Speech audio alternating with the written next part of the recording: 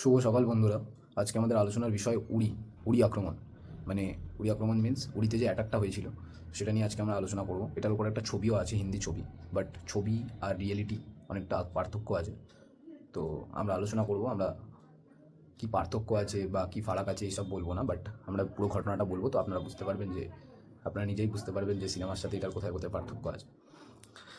তো আপনারা, আমার নাম রুদ্র, আপনারা দেখছেন দ্য এমবিএ গাইড। আমি শুরু করছি। তো আজকে বেসিক্যালি যেটা বলছি, উড়ি সার্জিক্যাল স্ট্রাইক। তো 2016 18ই সেপ্টেম্বর ভোরবেলা সকাল 4টের সময় পাকিস্তান থেকে 4জন ইনফিল্ট্রেটর মানে অনুপ্রবেশকারী কাশ্মীরে প্রবেশ করে। এবং তারা কিছু দূর মানে প্রায় 2-3 ঘন্টা পায়ে হেঁটে যাওয়ার পর উড়ি যে বেস ক্যাম্প ছিল সেখানে প্রবেশ করে ফেন্সিং কিট। এবং তারা পুরোপুরি ক্লিন শেভে ছিল, যাতে তাদের দেখে কোনোভাবে চেনা না যায় যেটা তারা ইন্ডিয়ান আর্মির কোনো অফিসার বা জওয়ান নয়। এবং তারা বেস ক্যাম্পের ভিতরে প্রবেশ করে এবং আমাদের ঘুমের মধ্যে থাকা নিহত্যা, মানে কোনো হাতিয়ার ছাড়া বা প্রস্তুতিতে না থাকা জওয়ানদের ওপর ফায়ারিং করে এবং কয়েকটা গ্রেনেড ব্লাস্ট করে, যার ফলে আমাদের প্রায় 17টা জওয়ান স্পট ডেথ হয়। এবং আমার এটা বলতেও খুব খারাপ লাগছে, তার কারণ এটা মানে সেই সময়কার বা তৎকালীন সময়ের সবচেয়ে ভয়াবহ আতঙ্কবাদী একটা আক্রমণ ছিল। তো আর 2জন হসপিটালে মারা যায়। তো প্রায় 19 ক্যাজুয়ালিটি হয়েছিল এখানে, মানে 19 জনকে, প্রায় 19 জন জওয়ানকে প্রায় আমাদের হারাতে হয়।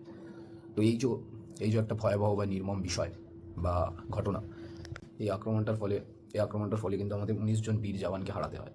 এবং শুধু 19 জন বীর জওয়ানকে হারাতে হয় তাই নয়, এটা একটা আমাদের মানে সিকিউরিটির ওপর, ন্যাশনাল সিকিউরিটির ওপর একটা একটা গভীর ক্ষত ছিল। এবং থ্রেট তো পুরো দেশের জন্য ছিল অবশ্যই, কারণ এইভাবে ঢুকে, মানে ফেন্সিং গেটে ঢুকে বর্ডার ক্রস করে যদি আর্মি বেস ক্যাম্পে অ্যাটাক হতে পারে, তাহলে দেশের অন্য যে কোনো জায়গায় আক্রমণ হতে পারে, কোনো জায়গায় সেফ নয়।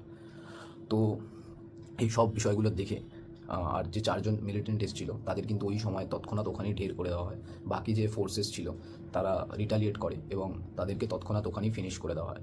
তো তারপরে এই বিষয়টার পরে দেশের মধ্যে একটা ক্ষোভ ক্রিয়েট হয়। তো এই সময় যখন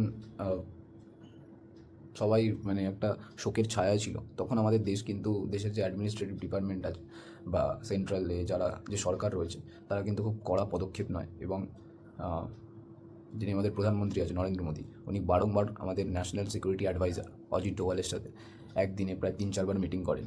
এবং এই মিটিংয়ের ফলে এটা ঠিক হয় যে পাকিস্তানে একটা পৃথিবীর সবথেকে মারাত্মক এবং সবথেকে ঘাতক সার্জিক্যাল স্ট্রাইক বা অপারেশন করা হবে, যার দ্বারা প্রায় 30-40টা সংখ্যায়, মানে আনুমানিক 30-40টা সেই সময় একটা অনুমান করা হয় যে এই সংখ্যার একটা আতঙ্কবাদী লঞ্চ প্যাড ধ্বংস করা হবে প্রায় 3 থেকে 4টে, এবং এই সংখ্যার আতঙ্কবাদীদের এলিমিনেট করা হবে। কিন্তু কাউকে কিছু এই ব্যাপারে জানানো হয় না। এবং মিডিয়া, টিভি বা সমস্ত সংবাদ মাধ্যম, সমস্ত জায়গায় বারংবার সরকার বা ভারত সরকারের তরফ থেকে এটাই প্রচার করা হয় যে আমরা কোনো রকম রিটালিয়েট করবো না। এবং পাকিস্তান এই সব কিছু যা ঘটনা ঘটেছে উড়িতে, যে আবার আমাদের নিহত্যা জওয়ানদের যে মৃত্যু ঘটেছে, এই মৃত্যুর সমস্ত প্রমাণ পাকিস্তানকে দিতে হবে এই আক্রমণের। এবং পাকিস্তানকে দিতে হবে মিন্স ভারত পাকিস্তানকে দেবে, এবং পাকিস্তানকে তার জবাবদিহি করতে হবে যে কেন এটা ঘটলো। তার কারণ ভারতের কাছে সেই সময় এই নিয়ে অনেক এভিডেন্সও ছিল যে 4জন ব্যক্তি ঢুকেছিল ফেন্সিং কেটে বা আর্মি বেসে প্রবেশ করেছিল, তারা কিন্তু সবাই পাকিস্তানি সিটিজেন, এবং তাদের মধ্যে হয়তো 1-2জন পাকিস্তানি আর্মির সাথেও কানেক্টেড ছিল। আর এর জাস্ট 8 মাস আগে পাঠানকোটে একটা কায়রানা হামলা হয়ে গেছিলো।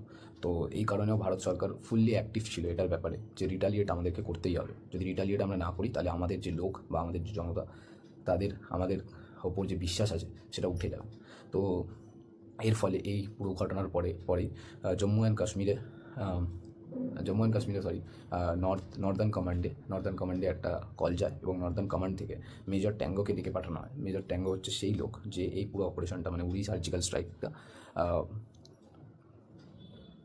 মানে বাস্তবতায় রূপ দিয়েছিল, এই উড়ি সার্জিক্যাল স্ট্রাইকটাকে, এটাই বলতে পারি আমরা, বা সফলতা দিয়েছিল।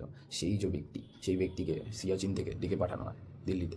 এবং সিয়াচিন থেকে নর্দার্ন কমান্ড দিল্লিতে ডেকে পাঠানোর পরে তাকে জানানো হয় তার পুরো অপারেশনের ব্যাপারে এবং তাকে কী করতে হবে সেই ব্যাপারে। এবং তিনি এটা জানার পর তার যে কমান্ডার ছিলেন, হায়ার অথরিটি বা কমান্ডার যাই বলেন আপনারা, তো তাকে জানান যে এটা করতে, এটার জন্যই তো তিনি স্পেশাল ফোর্স জয়েন করেছিলেন এবং এটা করতে তিনি খুবই আগ্রহী এবং তিনি যদি এটা করতে পারেন তাহলে তিনি নিজেকে ধন্য মনে করবেন।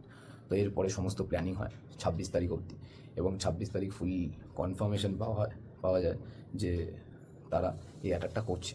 এবং এই অ্যাটাকটা বেসিক্যালি হয় 28 তারিখ, ঠিক আছে। তো 28 তারিখ রাত্রিরে এই অ্যাটাকটা চলে, আক্রমণটা চলে। এবং ভারতের তরফ থেকে বেসিক্যালি ভারত সন্ধ্যা 8টা থেকেই ভারতীয় সেনা বা প্যারাশুট রেজিমেন্টের যে স্পেশাল দলটা এই অপারেশনটা করছিল, সেই অপারেশনটার 19 জন কিন্তু মানে যা অলরেডি তাদের উড়ি সেক্টর থেকে তাদের যাত্রা শুরু করে দেয় তাদের যে টেরার লঞ্চ প্যাডগুলো ছিল সেই লঞ্চ প্যাডগুলোর উদ্দেশ্যে। আর এটা বলে রাখা ভালো যে এখানে টোটাল 4টে টেরার লঞ্চ প্যাড ছিল। তাদের মধ্যে প্রধান যে লঞ্চ প্যাডটা ছিল সেটা তো উড়ির সামনে, মানে উড়ির মিলিটারি বেস ক্যাম্পের সামনে যে দুটো টেরার মানে টেরার লঞ্চ প্যাড ছিল দুখানা। সেই টেরার লঞ্চ প্যাড দুটোই ছিল তাদের অ্যাটাক পয়েন্ট। এছাড়া কুপওয়ারা যে ডিস্ট্রিক্ট আছে জম্মু অ্যান্ড কাশ্মীরে, সেই কুপওয়ারা ডিস্ট্রিক্টের সোজাসুজি একটা টেরার লঞ্চ প্যাড ছিল। সেই টেরার লঞ্চ প্যাডে একখানা টেরার লঞ্চ প্যাড ছিল, সেই টেরার লঞ্চ প্যাডটাকে ডিস্ট্রয় করতে হতো। আর পুঞ্চে একখানা টেরার লঞ্চ প্যাড ছিল যেটাকে আর্মি ডিস্ট্রয় করতে হতো। তো এটা ছিল ওদের টোটাল অপারেশন। তো এই 4টে লঞ্চ প্যাড ওদেরকে ডিস্ট্রয় করতে হতো। তো এদের মধ্যে যে অস্ত্রগুলো আর্মি ইউজ করেছিল, যে আর্মারিগুলো, সেগুলোর মধ্যে হ্যান্ড লক অ্যান্ড রজ্জাল ছিল, M4A1 ছিল, M416 ছিল, স্নাইপার রাইফেলস ছিল। তো আর্মি অপারেশন চালায়। আর্মি রাত 8টার সময় রওনা দেয় তাদের টার্গেটের উদ্দেশ্যে, এবং যেতে যেতে যেতে যেতে প্রায় মধ্যরাত হয়ে যায়। এবং যখন ওরা ওই স্পটে পৌঁছায় বা ওদের টার্গেটগুলোর সামনে পৌঁছায়, তখন ভিজিবিলিটি অনেক কম ছিল। কিন্তু আমাদের কাছে নাইট ভিশন ছিল অলরেডি। কিন্তু তবুও কাশ্মীর বা ওই অঞ্চলে সেই সময় মানে ওই পার্টিকুলার ওয়েদারে ফগ থাকে, প্রচুর পরিমাণ ফগ থাকে সেপ্টেম্বর বা অক্টোবরের টাইমে। তো ওই ফগের কারণে আর্মি নিজেদের মধ্যে ডিসাইড করে যে অপারেশন সকালবেলা ভিজিবিলিটির সাথে করা হবে। তো যখন এই ডিসিশনটা নেওয়া হয়, তখন আর্মি প্রায় মধ্যরাত থেকে বা 3টে-4টে থেকে বলা যায় সকাল 6টা-7টা অবধি ওয়েট করে, এবং প্রায় 7টা সাড়ে 7টার সময় এই অপারেশনটাকে বাস্তবতা বা সফলতায় রূপ দেওয়া হয়। এবং এই পুরো 4টে লঞ্চ প্যাড ধ্বংস করার পর বা ডিস্ট্রয় করার পর ইন্ডিয়ান আর্মি প্রায়, যেটা একটা মানে অফিসিয়াল যে রিপোর্টটা পাওয়া যায়, সেটা প্রায় 40 জন আতঙ্কবাদীকে হত্যা করা হয়, মানে 40 জন আতঙ্কবাদীকে এলিমিনেট করা হয়, এবং 4খানা পাকিস্তানি টেরার লঞ্চ প্যাডকে ধ্বংস করা হয়। যে লঞ্চ প্যাডগুলো ছিল উড়ির মধ্যে 2টো, কুপওয়ারায় 1টা, আর পুঞ্চে 1খানা। তো এই হচ্ছে আমাদের পুরো সম্পূর্ণ উড়ি অ্যাটাকটা। এবং এর মধ্যে সবথেকে ক্রিটিক্যাল বা দুর্গম সূচিত ফেজ ছিল ফিরে আসার ফেজটা। কারণ ফিরে আসার ফেজটা সবথেকে বেশি কঠিন ছিল। তার কারণ ফিরে আসার সময় আর্মিদের ব্যাক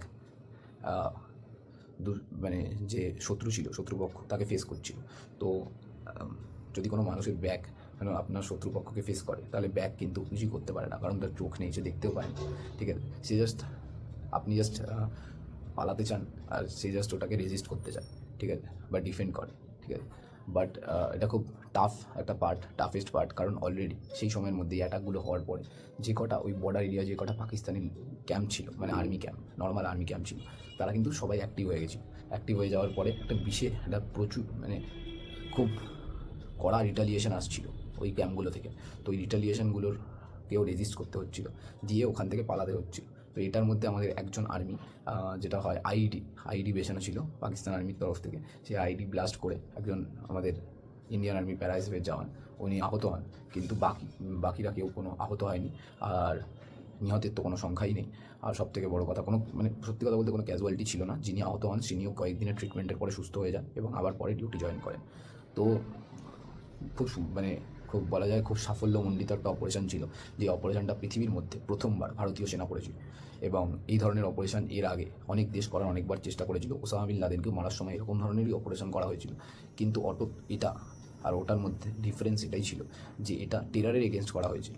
আর ওই সব অপারেশনগুলো যেগুলো এর আগে করা হয়েছিল, ওগুলো সব অপারেশনগুলোই টেরারের এগেনস্ট করা হয়েছিল। বাট ওটা একটা নর্মালাইজ লোকেদের মাঝখানে একটা বিশেষ ব্যক্তি বা কোনো একটা বিশেষ ড্রাগ ডিলার বা কোনো একটা বিশেষ স্মাগলার বা কোনো একটা বিশেষ ওয়ান্টেড পার্সনকে মারার জন্যই করা হয়েছিল, এর আগে যতবার করা হয়েছিল। কিন্তু ভারত যে অপারেশনটা করে, সেই অপারেশনটা একটা গ্রুপ বা একটা সংগঠনকে ক্ষতিগ্রস্ত করার জন্য করা হয়েছিল। তো সংগঠনগুলোর মধ্যে অনেক কটা সংগঠন ছিল, যেমন জয়সে মোহাম্মদ, তারপর হাফিজ সঈদের সংগঠন। এইসব সংগঠনগুলোকে ক্ষতিগ্রস্ত করার জন্য এই অপারেশনটা করা হয়েছিল এবং ভারত এই অপারেশনে সাফল্য পায়, যা পরবর্তী সময় উড়ি সার্জিক্যাল স্ট্রাইক নামে পরিচিত। এর ওপরে হিন্দি ছবিও আছে, আপনারা হয়তো মুভিটা সবাই দেখেছেন, কিন্তু মুভিতে একটু আলাদা দেখানো হয়েছে আর রিয়েলিটিটা একটু আলাদা। তো আপনারা ভিডিওটা দেখুন এবং দেখার পরে নিজেরাই কমেন্ট বক্সে লিখুন যে আমি যে ইনফরমেশানটা আপনাদের সাথে শেয়ার করলাম ওটা ঠিকঠাক লাগলো বা কীরকম লাগলো। যদি খারাপ লেগে থাকে সেটাও জানাতে পারে। এই আর কি, পাশে থাকুন আর দেখতে থাকুন দ্য এমবিএ গাই। আমি আছি রুদ্র আপনাদের সাথে।